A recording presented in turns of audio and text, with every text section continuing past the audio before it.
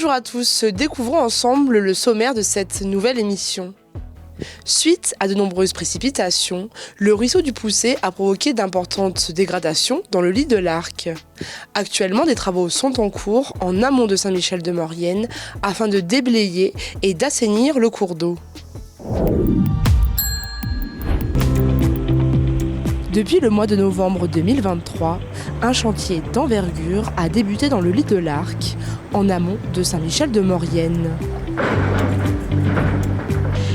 C'est une opération où on vient terrasser et curer 130 000 m3 de matériaux qui se sont déposés sur ce secteur-là. Et elle répond à une mise en avant suite à l'étude sédimentaire où on a pu voir qu'il y avait des engravements très conséquents qui se déposent ici.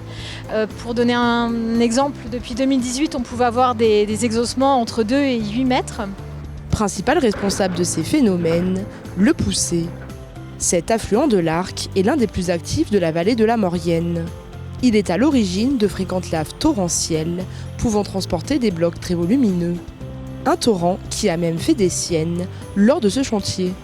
2 fois, au moins 2 grosses laves torrentielles sur plusieurs bouffées qui sont descendues, donc une de 12 000 m3 et une de 43 000 m3, qui se sont ajoutées du coup aux matériaux du chantier.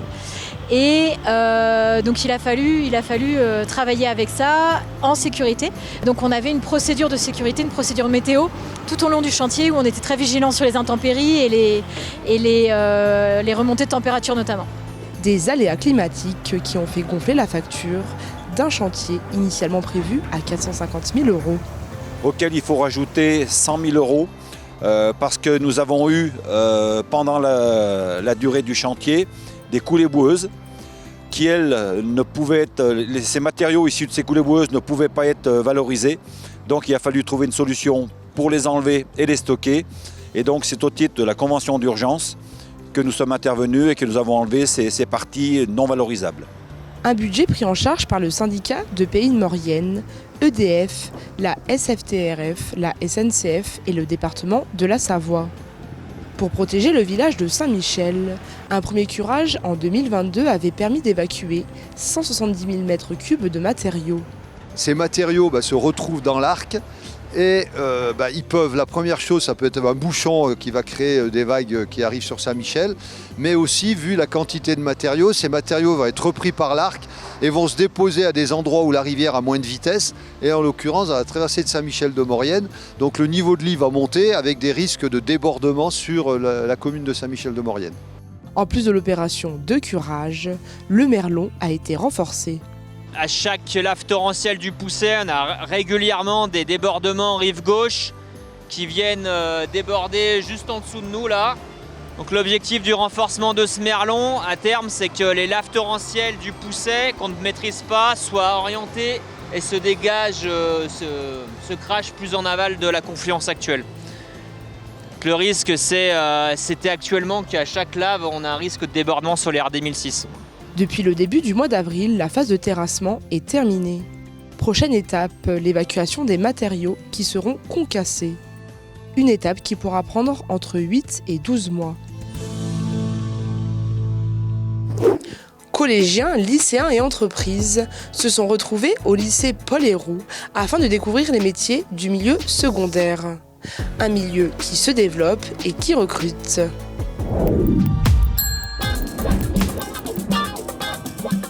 Organisation d'un networking au lycée Paul Héroux de Saint-Jean-de-Maurienne. L'objectif, faire découvrir les métiers du secteur secondaire et les formations proposées par le lycée. L'idée, c'est de montrer que vraiment l'industrie aujourd'hui, elle est un peu plus sexy, qui d'ailleurs se féminise aussi, et c'est l'intérêt. Donc le but de ce soir, c'était de confronter à la fois des élèves qui ne savent pas trop où ils peuvent s'orienter, avec des professeurs qui peuvent expliquer, et puis le lycée a besoin aussi, comme l'industrie, a besoin véritablement d'élèves sur certaines filières, comme la STI 2D, et puis l'industrie a besoin d'embaucher. Pour l'occasion, d'anciens lycéens sont venus témoigner sur leur poursuite d'études et professionnelles. Alors moi j'ai fait un bac pro MEI maintenance des équipements industriels et après j'ai fait un BTS maintenance des systèmes en alternance.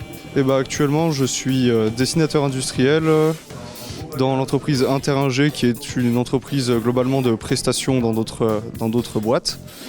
Et du coup je fais tout ce qu'on peut faire dans un bureau d'études, de la réalisation de plans, de la consultation de pièces, ce genre de choses. Des profils très recherchés par les entreprises qui connaissent depuis quelques années un manque de main-d'œuvre. On a d'énormes besoins en recrutement qu'on n'arrive pas à pourvoir. Et donc c'est pour ça qu'on entreprend des démarches auprès des écoles pour susciter des vocations. Alors espérer recruter donc à court terme, mais même à plus long terme avec des vocations qui pourraient être créées et qui feraient que dans 2, 3 ou 4 ans, ces jeunes sur le marché de l'emploi pensent à nous. Pour répondre à ces demandes accrues de l'industrie, le lycée s'est développé avec d'importants ateliers. Un objectif, travailler en collaboration avec ces structures. L'entreprise et l'école, on doit faire un rapprochement constant parce que c'est les portes de sortie de nos élèves et surtout la découverte des entreprises. L'idée est de convaincre les jeunes le plus tôt possible et de les aider à trouver leur voie. Plus on les amène tôt, parce qu'on leur demande de se prioriser et d'essayer d'imaginer ce qu'ils vont faire très tôt dans l'avenir, plus effectivement au niveau du lycée, on va essayer de les accueillir et puis de leur montrer ce qui existe. Et là, on a une très belle salle, effectivement, que ce soit en électrotech, que ce soit tout à l'heure on a visité en Mélec, véritablement, il y a de très belles salles qui accueillent des robots.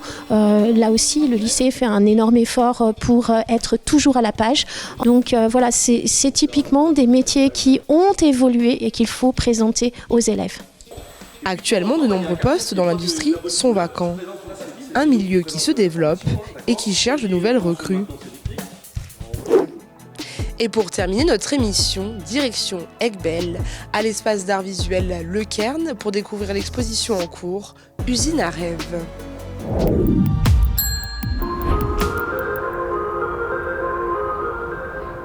De l'animation aujourd'hui, à l'espace d'art visuel du Cairn à Val d'Arc, où a actuellement lieu l'exposition L'usine à rêve, présentée par les artistes Les Lebrun. On a décidé de se réunir en fait, de faire des projets ensemble, parce que nos univers matchent bien ensemble. Et puis après, on a vu un appel à projet au Cairn, à l'espace visuel, et on s'est dit pourquoi pas postuler et essayer de mélanger nos deux univers et voir ce que ça donne sur une exposition, ce qu'on peut montrer comme projet. Et c'est la deuxième fois que ce duo d'artistes vient exposer dans ce lieu. L'espace d'art visuel du Cairn propose régulièrement des ateliers variés, co-organisés avec les artistes, comme c'est le cas aujourd'hui avec la venue d'un groupe d'enfants. On a rajouté d'autres propositions, notamment une avec des mots, où on peut créer une histoire. On voulait faire des propositions interactives. C'est ce qui, moi en tout cas, et nous, je pense, nous a plu sur nos premiers retours de cette première période d'exposition.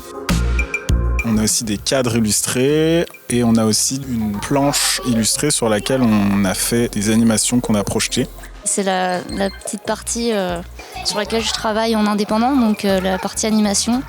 Là, on a projeté des boucles d'animation qu'on a fait sur ordinateur, image par image ou en 3D, et qu'on vient projeter sur le dessin, l'illustration qu'on a fait. On a fait un petit jeu d'enquête aussi, donc qui se joue à deux.